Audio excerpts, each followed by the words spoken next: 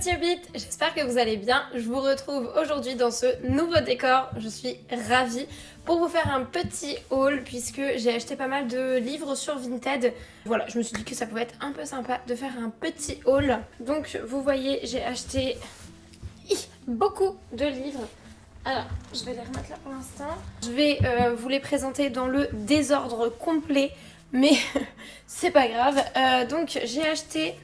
Dans un premier temps, c'est le dernier que j'ai reçu, celui-ci, mais voilà, j'ai acheté Lude en brume de Hope Mirles, je sais pas comment ça se prononce, aux éditions Alidor. Alors je ne connaissais pas du tout, mais en fait c'était pour acheter un autre livre et la personne sur Vinted le vendait également, donc je me suis dit d'une pierre deux coups, comme ça amortit un petit peu les frais de port. Je l'imaginais beaucoup plus gros, mais en tout cas j'avais regardé ce que les gens en avaient pensé et ça m'avait très fortement tenté, notamment ce petit passage qui disait: plus de 10 ans avant le Hobbit de Tolkien, Hope Mirles allie un style riche et une plume ironique pour faire de son roman une œuvre étrange, un chef-d'œuvre inclassable de l'imaginaire. Cet ouvrage, préfacé par les éminents Douglas A. Anderson et Neil Gaiman, est superbement illustré par Hugo Faucombré. Il y a beaucoup d'éloges en fait, hein, donc du coup je me suis dit que ça pouvait être vraiment bien. Et donc en effet il y a quelques petites illustrations et voilà, donc ça m'avait pas mal tenté. Et alors là je me plonge vraiment dans l'inconnu parce que autant voilà il y a des très bonnes critiques, mais autant je n'en ai pas du tout entendu parler. En même temps il est sorti il y a quand même un sacré bout de temps et je crois que c'est un one shot, il ne me semble pas que ça fasse partie d'une saga, donc ça c'est aussi très bien, comme ça au moins je sais que j'ai pas de livre à racheter parce que autant j'en ai acheté pas mal, mais autant j'aimerais bien un petit peu me calmer. Là c'était le mois de mon anniversaire, donc c'est pour ça aussi que j'ai pas mal craqué, mais on va essayer d'arrêter un petit peu les bêtises. Voilà pour le premier. Et j'ai acheté donc ce livre, comme je vous disais, en même temps qu'un autre, et c'est Chronique du Chevalier Errant de George R.R. Martin, ici aux éditions Pygmalion. J'ai absolument voulu acheter ce livre puisqu'il y a un spin-off de Game of Thrones qui va sortir, une série en fait sur l'univers de Game of Thrones, mais qui va parler justement de ce qui se passe dans ce bouquin, et je voulais absolument le lire avant de voir la série. Et la série, je sais que je vais la dégommer dès qu'elle va sortir, donc il faut que je m'y mette assez rapidement puisqu'il me semble que ça sort en début d'année 2026. Donc voilà, alors pareil, je ne sais pas exactement de quoi ça parle, j'ai juste vu la bande-annonce du spin-off. Enfin, il me semble que c'est plusieurs nouvelles, si je ne me trompe pas. Mais voilà, c'est ça. Ce volume, il regroupe donc trois nouvelles qui ont été écrites par George R.R. Martin, qui parlent plus particulièrement d'un tournoi et d'un chevalier qui a des origines pas très nobles en fait. C'est un nouveau chevalier si on veut. Il me semble que c'est ça, en tout cas je vais le lire assez rapidement, je pense, fin d'année, là ça va se faire. Là je finis l'intégrale 2 justement, j'en suis à la page, je crois 660, 670, donc il doit me rester encore 200 voire 300 pages. Mais dès que j'ai terminé, je me lance là-dessus, et ça je pense que ça va se lire beaucoup plus rapidement puisque... Bon, il y a quand même 400 pages, mais c'est pas du tout la même typographie que dans les semi-poches que j'ai de l'intégrale du Trône de Fer, donc je pense que ça va se lire beaucoup plus rapidement, et tant mieux. Alors je suis désolée si jamais ma voix est un petit peu rauque, hein, je suis complètement malade, et il est possible que je tousse aussi au cours de cette vidéo, je m'excuse. J'ai acheté, donc là j'en ai acheté 3, pareil à la même personne, j'ai acheté 3 classiques qui m'intéressaient parce que je les vois beaucoup passer, et j'adore les livres reliés et j'adore les classiques. Donc premièrement j'ai acheté Orgueil et Préjugés de Jane Austen, puisque voilà, je ne l'avais pas. C'est assez étonnant, mais je ne l'avais pas, je ne l'ai jamais retrouvé en ressourcerie, et je me dis que d'avoir une nouvelle parution très jolie, qui plus est, c'était pas mal pour les traductions, puisque je commence quand même à me rendre compte que certains de mes livres reliés sont, ma foi, très jolis, très anciens, mais alors par contre au niveau de la traduction c'est pas toujours très joyeux, et donc là justement je me suis dit que ça serait pas plus mal de prendre une bonne traduction de Orgueil et Préjugés, sachant que je ne l'ai jamais lu. J'ai déjà vu quelques films mais j'aimerais bien le relire avant de regarder, de re-regarder Orgueil et Préjugés, le film, celui avec Keira Knightley, que j'avais pas mal aimé. Donc voilà, en tout cas je suis ravie de l'avoir trouvé. À la base j'avais surtout acheté ces romans classiques pour celui-ci, Liaison dangereuse, de Pierre Choderlos de Laclos. Pourquoi? Parce que pareil, il y a une nouvelle série qui va sortir et j'ai envie de la voir, mais j'ai envie de le lire avant. Celle-ci je crois qu'elle sort même encore plus tôt, je ne sais plus quand est-ce qu'elle sort, mais c'est une série avec des acteurs français, je crois qu'elle est française mais je ne suis pas sûre, ou alors en tout cas ça sera une collaboration américano-française, j'imagine, mais en tout cas ils vont sortir une série qui va se rapporter à ce livre, et donc je me suis dit que pourquoi pas le lire et après regarder la série, puisque pareil, il me semble que c'est une histoire qui est, ma foi, assez légère, on va dire. Enfin, en tout cas, c'est pas un roman genre Les Misérables où ça nous plombe un peu l'ambiance. Je crois que voilà, c'est assez sympa à lire. Donc, je me suis dit que pourquoi pas. Enfin, j'avais envie de le lire. Donc, je l'ai acheté et je suis très contente de l'avoir trouvé sur Vinted. Il est en parfait état. Il n'y a juste pas de signet dans ceux-là. Ouais, non, dans ces reliés-là, il n'y a pas de signet, mais autrement, ils sont vraiment très très jolis. Et la lecture a l'air, ma foi, très agréable, puisque les interlignes sont assez gros, la police est assez grosse aussi, donc je pense que c'est assez agréable à lire. Donc je suis ravie. Le dernier que j'ai acheté de cette commande, celui-ci par contre, je l'ai vraiment pris sans connaître, voilà, juste parce qu'il me donnait envie. Et au final, c'est le plus petit, et donc c'est Amour de perdition de Camilo Castello Branco. Je connais pas du tout, vraiment je ne connais pas, j'avais regardé un petit peu, il me semble, le synopsis et ça me semblait plutôt pas mal, un peu dans la même vibe que les deux que je viens de vous présenter. Donc voilà, celui-ci c'est pareil, ça va se lire très très facilement, j'ai l'impression qu'il est même écrit encore plus gros que les autres. Donc celui-ci je pense qu'il va se lire très rapidement et qui va être assez agréable à lire. Là c'est vraiment pareil, j'y vais sans connaître. Ensuite, j'ai fait une autre grosse commande, donc là de 5 livres à la même vendeuse.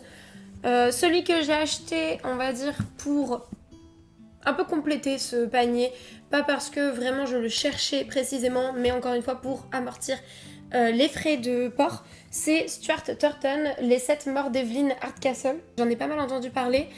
On dit que c'est un très bon thriller et voilà, comme si je n'avais pas suffisamment de thriller, je me suis dit pourquoi pas. En tout cas, j'en ai entendu du bien, donc je me suis dit que j'allais l'acheter pour pouvoir le lire. Voilà, tout simplement. Ils disent que c'est mixé à Agatha Christie, Downton Abbey et Un jour sans fin. Vous obtiendrez le roman le plus divertissant de l'année. Que de promesses, donc pourquoi pas. J'ai pas grand chose à dire dessus. Il me tentait pas mal. Donc voilà. Et c'est pour ça que j'ai fait cette commande à la base. C'était pour avoir enfin la maison au milieu de la mer céruléenne de TJ Klune. Et en plus dans la très belle version, c'est celle que je voulais à la base. Après je l'aurais trouvée dans une autre version sur Vinted pas trop chère avec d'autres bouquins qui me plaisaient, je l'aurais pris. Mais là j'étais encore plus ravie parce que c'est la version que je souhaitais. Je la trouve vraiment très très très belle. C'est une style de cozy fantasy il me semble, avec des orphelins qui ont des pouvoirs magiques. Et ça m'a l'air, ma foi, incroyable. Tout le monde en dit que du bien. Je crois que je n'ai pas vu une seule revue négative sur ce roman. Donc j'ai très envie de me plonger dedans. Il me semble que justement cette période un peu automne-hiver, elle est plutôt pas mal pour ce livre.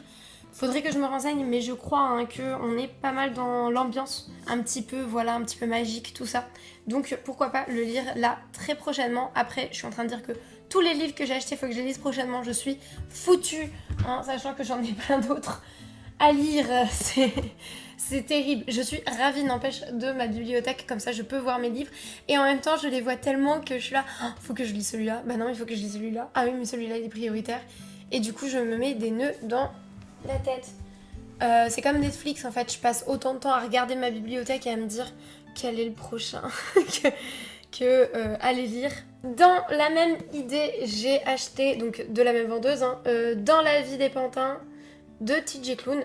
Pareil, dans une super édition que je trouve vraiment magnifique. Et alors là, je veux pas vous mentir, je ne sais absolument pas de quoi ça parle. C'est pareil, hein, c'est dans l'ambiance de TJ Klune, donc un peu sombre, un peu cosy quand même. Voilà. C'est écrit pénétrer dans une forêt étrange et suivez le voyage extraordinaire d'une famille faite de pièces détachées. Élu meilleur roman science-fiction 2023 par Goodreads Choice Awards. Donc ça ne peut que être bien, j'espère. Et voilà, toujours dans la même veine un petit peu que Au milieu de la mer céruléenne. Je pense que la période est plutôt pas mal pour les lire, même si celui-là, je trouve qu'il a une vibe un petit peu plus printemps au niveau de la couverture. Dites-moi en commentaire, parce que moi j'aime beaucoup lire en fonction de la saison, en fonction de mon mood. Et donc là notamment, comme on est vers la période d'Halloween, tout ça, je lis pas mal de choses un peu tournées paranormal, magie et tout ça. Là notamment je suis en train de lire Dracula en lecture audio et j'aimerais bien me lancer dans Frankenstein. Enfin tous les trucs un peu zombies, sorcières, tout ça. Je trouve que c'est vraiment la période. Par contre ce livre-là sera plus, je pense, un livre que je lirai en hiver. Et donc c'est Les sorts qui nous lient de Geneviève. Alors c'est Geneviève, je vais le refaire. Le sort qui nous lie de Geneviève Gornichek. Donc qui est un livre, vous le voyez, elle fait vraiment que des superbes romans reliés. Qui est un livre donc sur les Vikings. Il me semble que c'est également une romantaisie ou alors une quête, je ne sais plus. Mais pareil, je veux pas trop en savoir, j'ai envie de me plonger dedans juste en sachant que ça va être dans le mood viking et me plonger clairement dedans. J'ai pas eu beaucoup de retours sur ce livre, j'en ai vu beaucoup l'acheter, notamment parce que ça se voit, il est magnifique comme livre. Hop, que je vous montre aussi, voilà, sans la jaquette, enfin il est vraiment sublime. Mais voilà, j'ai pas eu beaucoup de retours après l'avoir lu. En règle générale, ça sent pas très bon, mais moi j'adore tellement l'univers viking que je voulais me faire ma propre opinion dessus, donc je l'ai acheté et on verra bien. J'en ai profité, hein, vu que tout était chez la même personne, mais moi je le sens bien quand même, hein. Je sais pas, vous ferez mon retour quand je l'aurai lu. Et là on passe aux 2 livres que j'ai reçus pour mon anniversaire. Donc j'avais fait une petite liste de livres que je voulais et notamment j'en ai reçu 2. Le premier c'était Nous sommes tous des féministes de Chimamanda Ngozi Adichie. Excusez-moi si jamais j'écorche le prénom. Et donc au final c'est un tout petit livre puisque... Alors le livre en lui-même, parce qu'après il y a encore une autre petite nouvelle, je sais pas, qui s'appelle Danger de l'histoire unique. Mais la partie qui nous intéresse, donc Nous sommes tous des féministes, fait 52 pages. Et c'est écrit assez gros, mine de rien. Donc c'est plus petit que ce que je pensais, mais du coup ça va se lire très facilement, je pense.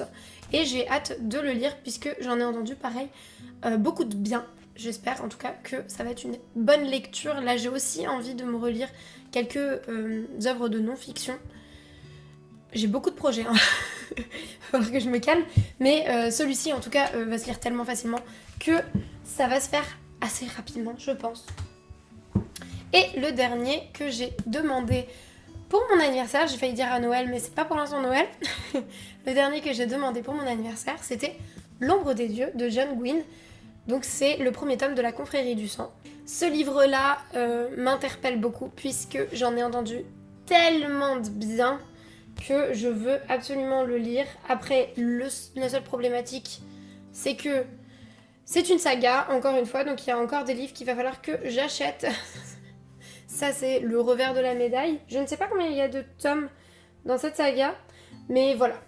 Si vous me connaissez un petit peu, il y a un dragon sur la couverture. Ça suffit. Il me semble que c'est une quête. Allez, on va se lire le résumé pour celui-ci.